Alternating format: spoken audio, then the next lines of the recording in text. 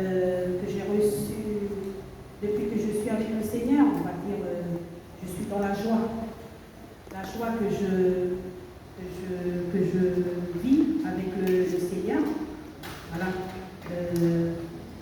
On va dire que c'est un sentiment de bonheur, c'est un sentiment de plénitude aussi, quand on est pour une personne et pour un désir qui est satisfait.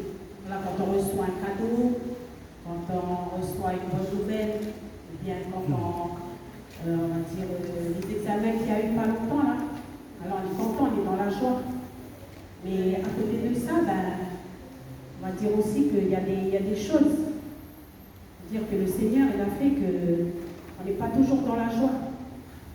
Pour rester en équilibre, d'un côté il y a la tristesse. Et c'est la vie d'un chrétien. Et je veux dire que j'ai compris, parce que, je veux dire, il y a 2 ans de ça, quand on a présenté aussi pendant la semaine de prière, notre sujet c'était les fruits de l'esprit. Et les fruits de l'esprit, il y a la joie. Et la joie, ça vient juste après l'amour. Et c'est dans la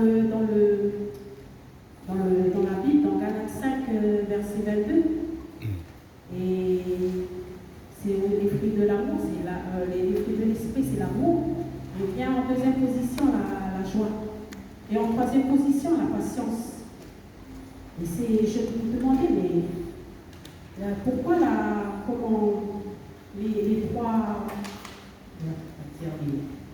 c'est vertus ici. Et les 3 choses sont placées comme ça, l'amour, après la joie, et en 3e position, la patience. Il y a d'autres, la bienveillance aussi. Mais les 3 que j'ai retenus, les 3 fruits de l'esprit, c'est la joie en 2e position. Et toujours dans l'amour du Seigneur. Donc c'est ça que j'ai voulu témoigner ce soir, partager avec vous.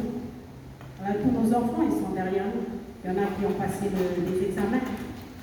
Il y en a qui ont, après les résultats sont arrivés. On va dire, il y en a qui sont dans la joie parce qu'ils ont réussi. Et on va dire qu'à la maison, là, il y a une des filles à nous qui a passé aussi ses examens.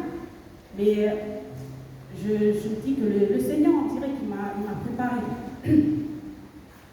Ça va faire un mois que, voilà, on médite la parole tous les jours. Et le mot qui revient toujours, c'est toujours la joie. Réjouis-toi. Réjouis-toi. Je dis, c'est bien ça. Peut-être c'est avec les examens qui arrivent, le passage des enfants, les situations qui arrivent. Et voilà que les résultats arrivent. Et voilà, ma grande, on reçoit les résultats et elle a échoué. Mais je vais dire, en écoutant les résultats, j'étais dans la paix. J'étais un peu triste, mais la tristesse, elle n'était pas, on ne va pas dire qu'elle n'a pas duré. Et je me dis, merci Seigneur, parce que c'est comme si il m'avait préparé déjà. Et je me dis, peut-être que ce n'est pas le temps. Comme il dit dans la parole aussi, il y a un temps.